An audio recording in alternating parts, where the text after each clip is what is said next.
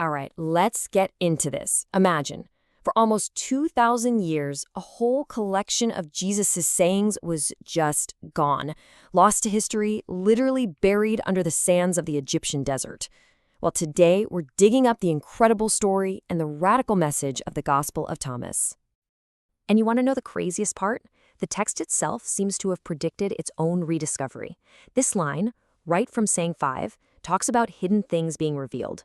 It's almost like it left a clue, a promise that it wouldn't stay buried forever, setting the stage for one of the most amazing archaeological finds of the 20th century. And that promise, it was kept in 1945. But this wasn't some big funded expedition. It was an Egyptian farmer who just happened to stumble upon a sealed clay jar near a place called Nag Hammadi. And what he found inside? Well, it was about to change our understanding of early Christianity forever. So you gotta wonder, right? What was the journey of this incredible text?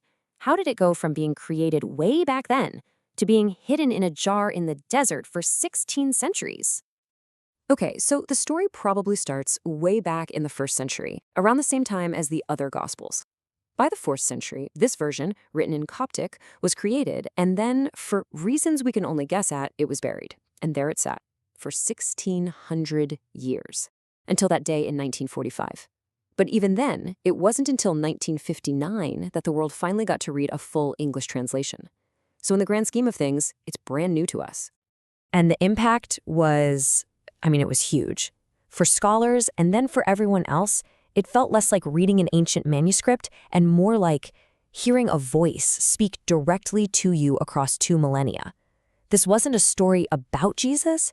These felt like the words of Jesus, just raw and completely unfiltered.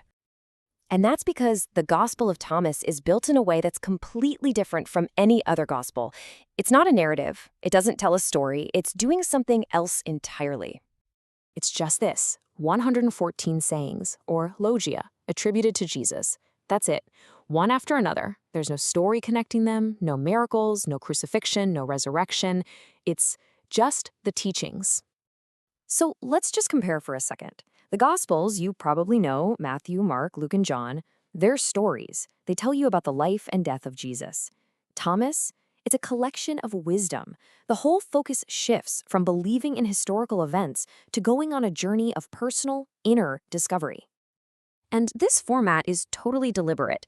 The idea isn't for you to just read a story and say, okay, I believe it. No, it's designed to make you stop and really think about each saying, to let it sink in and lead you to your own breakthroughs. The goal isn't just information, it's transformation. So what is the core message that these sayings are trying to get across? Well, it boils down to a single, pretty shocking statement. This is it. This is the heart of the whole thing.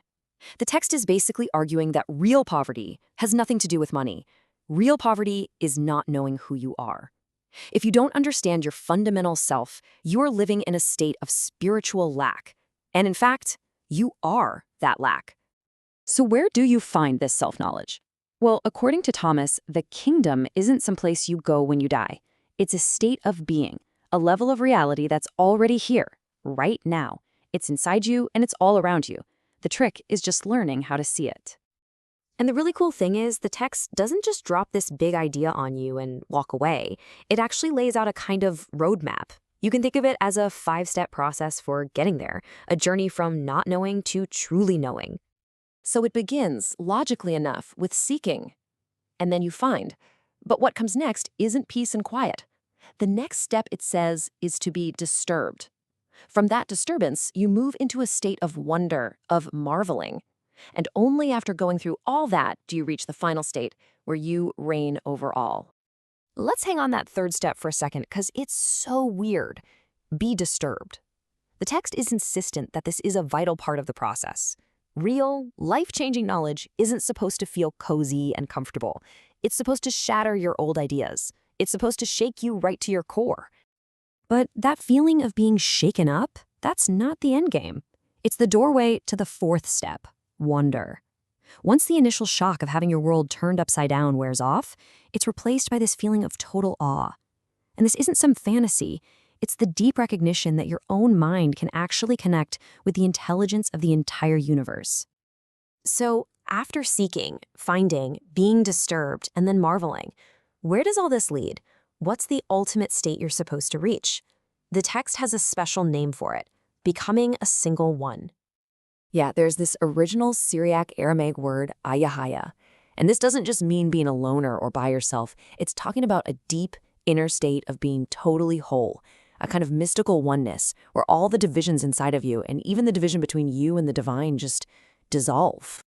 The text uses this really powerful metaphor to explain it.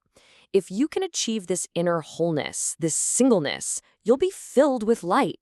But if you stay divided, pulled in a million different directions by your thoughts and fears, you'll be filled with darkness. The key is that wholeness is where the light comes from. And this quote just sums up the whole goal perfectly: making the two into one. It's about healing all the splits: the inner you and the outer you, your spiritual side and your physical side, masculine and feminine. When you can unify all these opposites inside yourself, that's when you enter the kingdom. Which brings us to the final and honestly the most mind-bending promise made in the entire Gospel of Thomas. What is the ultimate result of this profound change in your consciousness? This is literally the first thing the book tells you. Saying number one. It's an absolutely staggering claim.